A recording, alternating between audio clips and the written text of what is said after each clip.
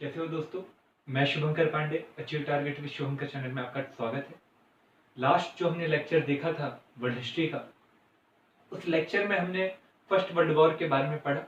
First world war के क्या reason रहे हमने वो देखा। मतलब हमने ये बातें समझने की कोशिश करी कि उस समय में यूरोप किस प्रकार का था। तो कई इतिहासकारों ने कहा कि फर्स्ट वर्ल्ड वॉर के पहले यूरोप जो था वो बारूद के ढेर पर बैठा हुआ था, जिस पर चिंगारी लगाने का कार्य फर्निडे की हत्या ने किया। ये एक प्रश्न भी बनता है। तो आपसे मैं एक बात कहना चाहता हूँ कि कभी कभार मैं कुछ बातों को कहावतों के रूप में कहता हूँ।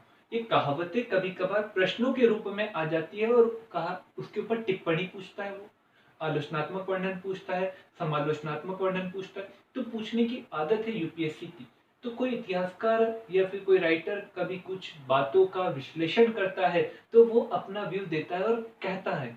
तो आप ये जो मैंने एक वाक्य कहा था, वो वाक्य के ऊपर आप पढ़कर लिखने की कोशिश करिएगा।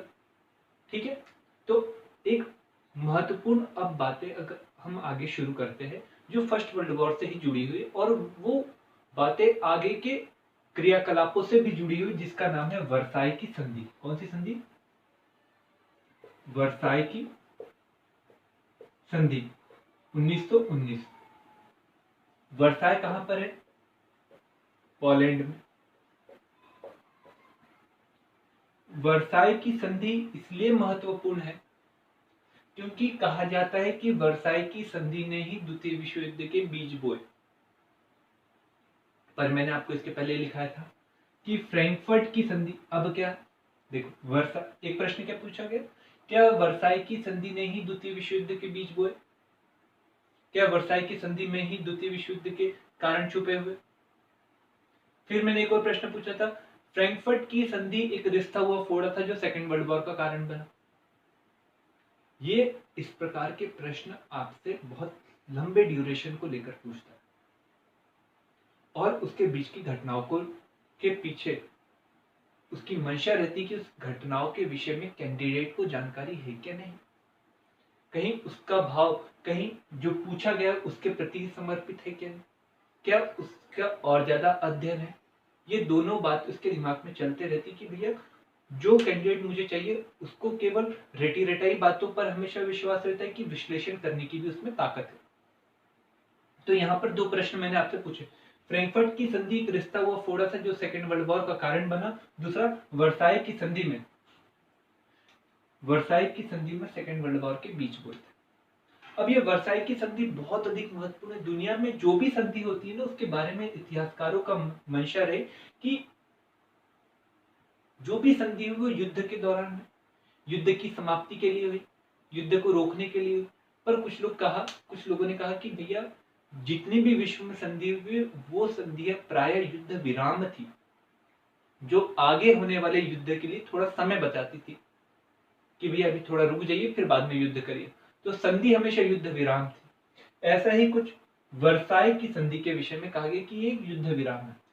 अब क्यों इस संधि का महत्व है हम जानने की कोशिश करेंगे, क्योंकि इस संधि में जो राष्ट्र बैठे हुए थे उसमें एक राष्ट्र था अमेरिका, एक था फ्रांस, इटली,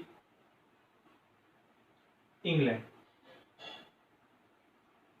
ये जीते हुए राष्ट्र थे। इटली आपको पता है कि पहले जर्मनी की तरफ से लड़ा था, परंतु 1915 में लंदन में हुई गुप्त समझौते के माध्यम से वो किसकी तरफ से लड़ने लगा? फ्रांस की तरफ से, अमेरिका और इंग्लैंड की तरफ से लड़ने लगा।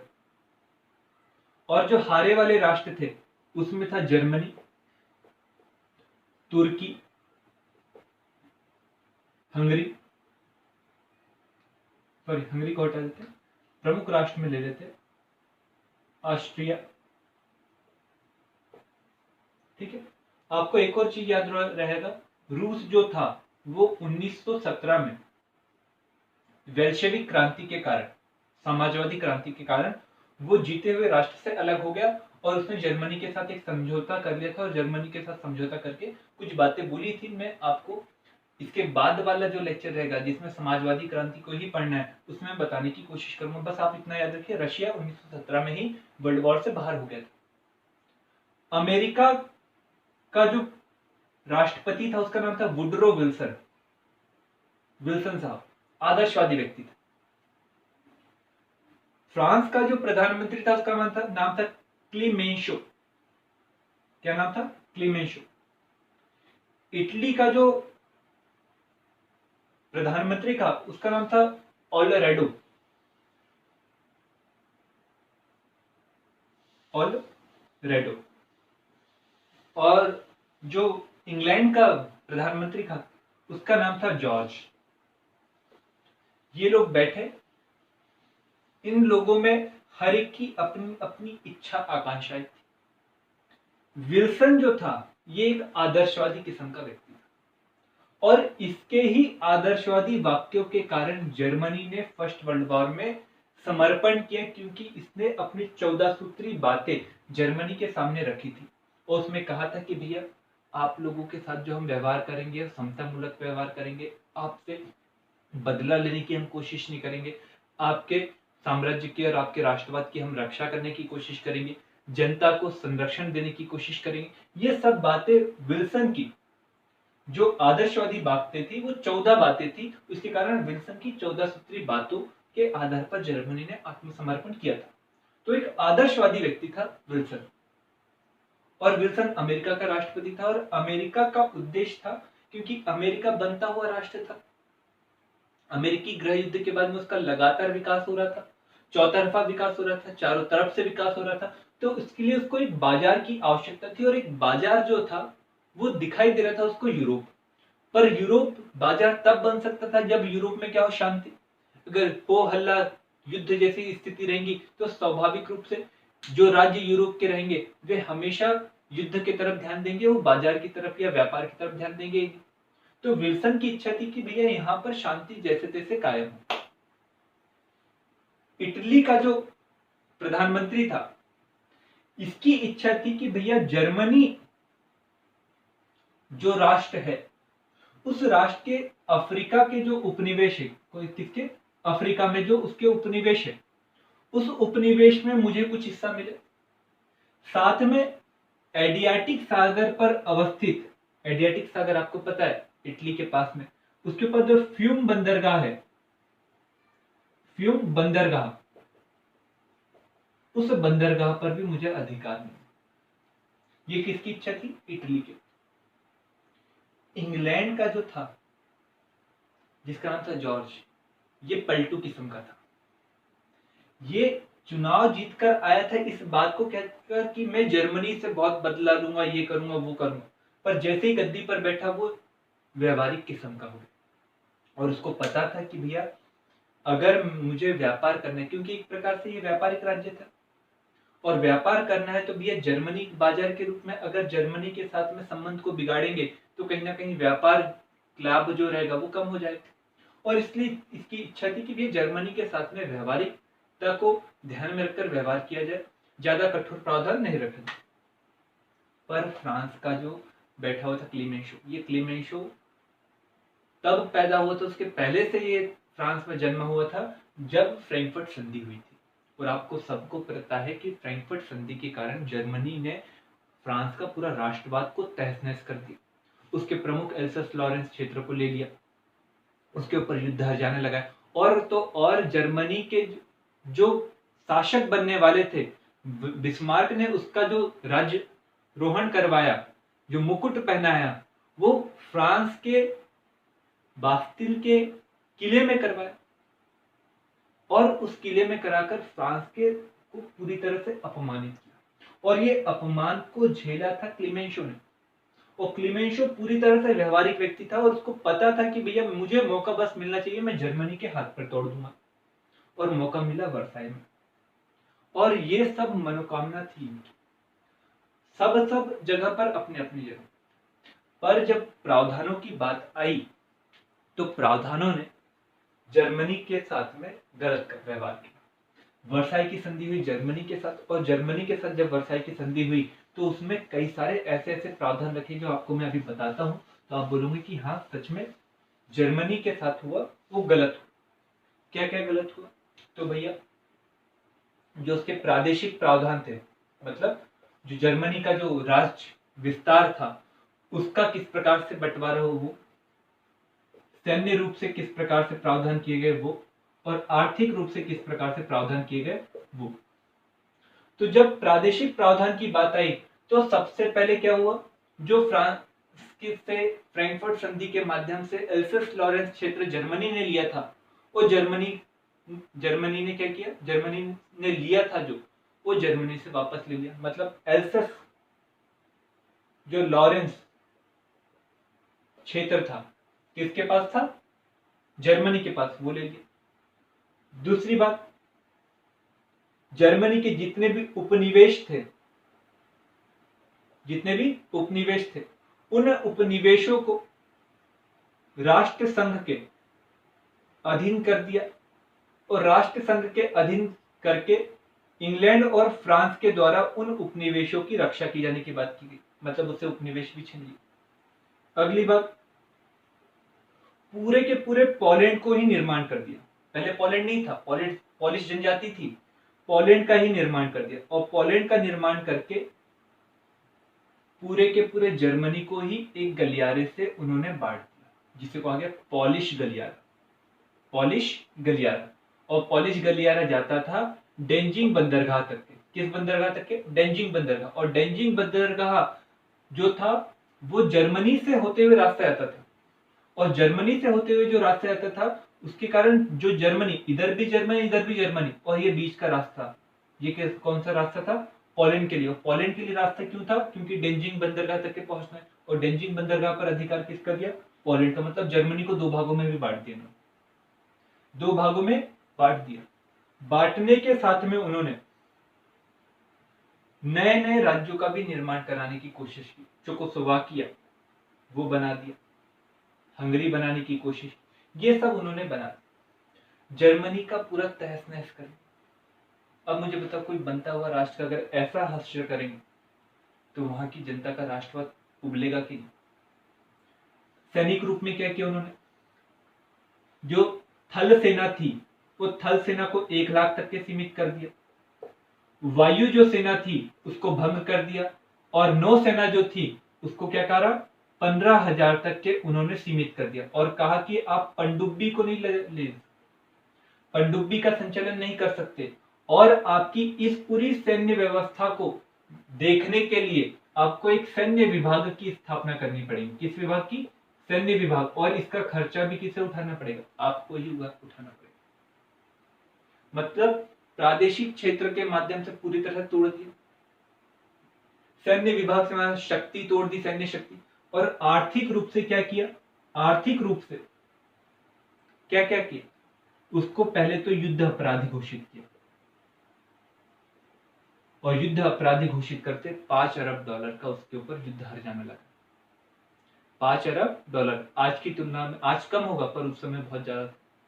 दूसरा क्या किया, जो बेल्जियम था उससे कहा गया कि भैया आगे तुम इसे 10 वर्षों तक के कोयला दोगे, आगे क्या करोगे तुम, 10 वर्षों तक के इसे कोयला दोगे।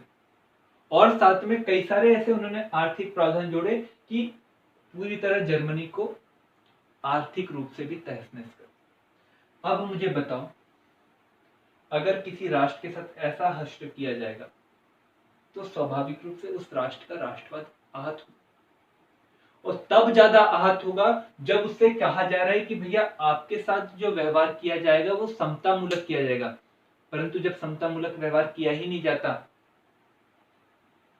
तो स्वाभाविक रूप से उस राष्ट्र का कहीं ना कहीं राष्ट्रवाद क्या होगा, आहत होगा। इसलिए वर्साई की संधि को दूसरे विश्व युद्ध की क्या कहेंगे, बीज कहा गया, क्योंकि इस राष्ट्रवाद के आहत हो जाने के बाद, जो वर्साई की संधि के बाद जर्मनी में वाइमर गणतंत्र की स्थापना होती है, और वाइमर गणतंत्र जब वर्साई की संधि के ऊपर हस्ताक्षर करता है तो पूरी की पूरी जनता वाइमर गणतंत्र के प्रति आशा की नजरों से नहीं देखती बल्कि क्रोध की नजरों से देखती है, और इस क्रोध का ही उपयोग करता है हिटलर, और लगातार विभिन्न प्रावधानों में और विभिन्न प्रावधानों में जो बातें की गई थी जर्मनी के विषय में उसका विरोध करते करते 1933 के करीब करीब वो बन जाता है प्रधानमंत्री, चांसलर बन जाता है जर्मनी का, और चांसलर बनकर वर्साई की संधि के एक एक प्रावधानों को वो तोड़ते चलता है।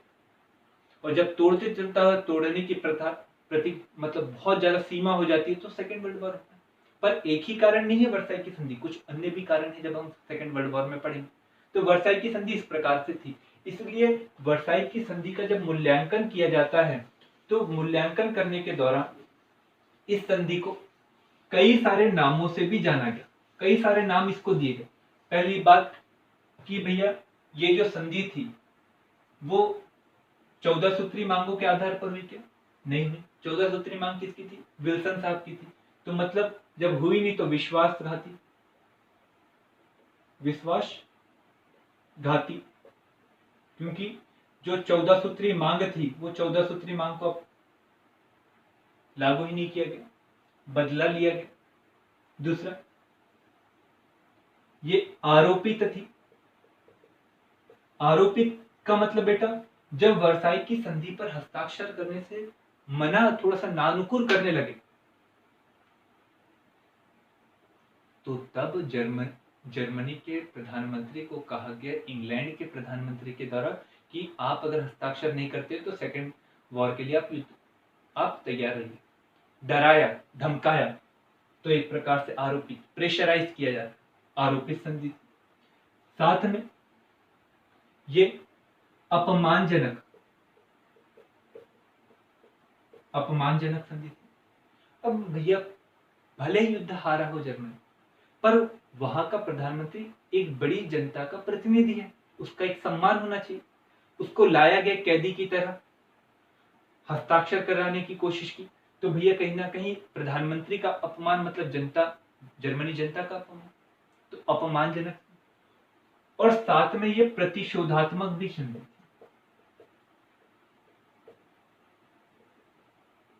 मतलब जब मूल्यांकन करें हमने वर्साई की संधि का, तो विश्वासघाती दिखाई दी, आरोपित दिखाई दी, अपमानजनक, तो प्रतिशोधात्मक मतलब बदला लेने वाली संधि। बदला किसने लिया? इंग्लैंड ने लिया क्या? नहीं। अमेरिका ने लिया कि नहीं? इटली ने लिया क्या? नहीं। किसने लिया? फ्रांस ने। फ्रांस के किसने लिया? क्लीमेंशो ने। कौन सी संधि का? फ्रैंकफर्ट संधि का। कौन से युद्ध का? सूडान के युद्ध का। और सूडान के युद्ध के कारण जो फ्रांस का अपमान हुआ था वो बदला लेना चाहता था, और इसलिए वर्साई की संधि को एक प्रतिशोधात्मक संधि भी कहा गया। और लास्ट में एक और संधि कहा गया इसे, उसका नाम था युद्ध विराम। और युद्ध विराम के विषय में कहा गया, इसी सेना का मतलब जो जीती वाली सेना था, उस सेना के जो कमांडर थे उन्होंने खुद कहा था कि ये संधि मात्र 20 वर्ष का युद्ध विराम है, क्योंकि कोई भी बनता हुआ राष्ट्र इतने कठोर प्रावधान वाली संधि को अधिक समय तक के झेल नहीं पाएगा, और इस संधि से बाहर निकलने के लिए वो युद्ध लड़ेगा ही लड़ेगा। और ऐसा ही हुआ। 1919 में ये संधि पर हस्ताक्षर हुए, और 1939 में जैसे ही पोलिश गलियारे पर जर्मनी सेना आक्रमण करती है, तो सेकेंड वर्ल्ड वॉर की क्या हो जाती है? शुरुआत हो जाती है। तो मतलब अगर हम मूल्यांकन करते हैं तो वर्साई की संधि हमें दिखाई देती है विश्वासघाती, आरोपित, अपमानजनक, प्रतिशोधात्मक और युद्ध विराम वाली संधि। तो मतलब वर्साई की संधि हमें कई अन्य बातें हमें बताती है कि भैया वर्साई की संधि के कारण आगे क्या क्या हो। पर हम नेक्स्ट जो लेक्चर पढ़ेंगे, वो नेक्स्ट लेक्चर में हम पढ़ेंगे, शुरुआत करेंगे समाजवादी क्रांति, और समाजवाद का किस प्रकार से उदय हुआ, उन सब बातों को हम पढ़ने की कोशिश करेंगे। तो वर्साई की संधि एक महत्वपूर्ण संधि थी, इसलिए उसके लिए मैंने एक लेक्चर सोचा था कि भैया आप उसको बातों को समझिए। साथ में आपके लिए हमने एक क्वेश्चन रखा है ताकि आप लोग थोड़ा सर्च करिए। वर्साई की संधि जो हुई थी वो जर्मनी के साथ हुई थी, तो ऑस्ट्रिया और तुर्की के साथ हुई संधि को आप कमेंट बॉक्स में जरूर लिखिएगा। आप कमेंट बॉक्स में लिखेंगे तो मैं समझ जाऊंगा कि आप लोग सर्च करके भी पढ़ने की कोशिश कर रहे हैं। यदि आपको वीडियो अच्छा लगा हो तो जरूर से लाइक करिए, चैनल को सब्सक्राइब करिए और बेल आइकन दबाना ना भूलिए, ताकि आपको नए वीडियो लगातार मिलते रहे। Thank you.